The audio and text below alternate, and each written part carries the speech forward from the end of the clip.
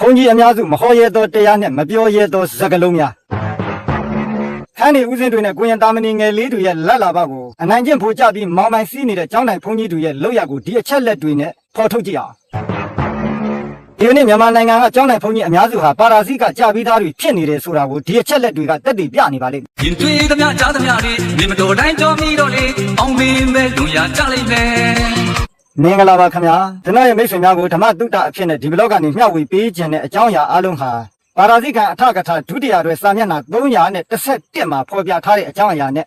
ယေရှုရှင်ဖောက်ဆရာတော်ဘုရားကြီးဩဝါဒပေးတော်မူခဲ့သောစကားများကိုစုစည်းအခြေခံပြီးတော့ကျွန်တော်ဆွေးနွေးသွားခြင်းနဲ့အကြောင်းအရာတွေအလုံးဟာကျွန်တော်ရဲ့အာဘော်ကျွန်တော်ရဲ့အတွေးခေါ်မဟုတ်ပါဘူးဗုဒ္ဓဝဆနဗုဒ္ဓပိဋကတော်ကလာတဲ့အကြောင်းအရာတွေနဲ့ဓမ္မတာကိစ္စပြုသွားမှာဖြစ်တဲ့အတွက်ဓမ္မနီးနဲ့ပဲတဲ့တဲ့သွားမှာဖြစ်လို့မိတ်ဆွေတို့အနေနဲ့ဒီဘလော့ထဲမှာကျွန်တော်ပြောတာတွေဟာ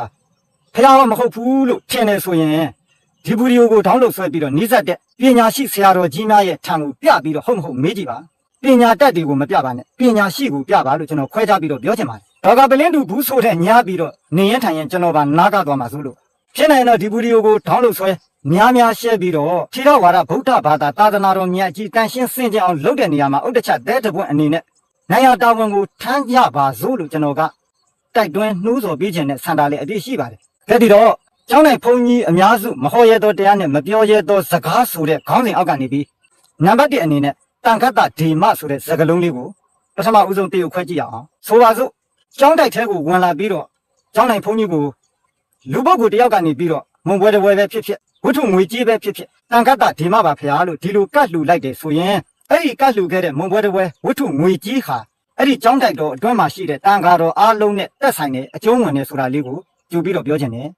ဒါကကျွန်တော်နည်းနည်းချုံပြီးတော့ပြောလိုက်တာဖြစ်ပါတယ်ဒါကကျောင်းထဲမှာဖြစ်တဲ့ကိစ္စလားနောက်တစ်ခုမြို့ထဲရွာထဲမှာသွားတယ်ဆိုပါစို့ဘုန်းကြီးတစ်ပါးဆုံးခံသွားတယ်အဲ့ဒီမှာ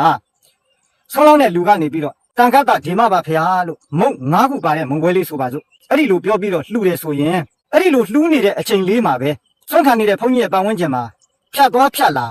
ရဟန်းတော်တွေရှိသလားကြည့်လိုက်လို့12တောင်အတွင်းမှာအခြားသောပုဂ္ဂိုလ်ရဟန်းတန်ခါရှိနေတယ်ဆိုရင်တက်ဆိုင်ပါတယ်ဒါဟာတန်ခတ်တာဒေမရဲ့နေပယ်ကိုပြောပြတာဖြစ်ပါတယ်အဲ့ဒီလိုတက်ဆိုင်တဲ့အတွက်ဒီမုံကိုအလှခံတဲ့ကိုတော်ကနေပြီးတော့အရှင်ဘုရားရတော်မူအောင်ဘုရား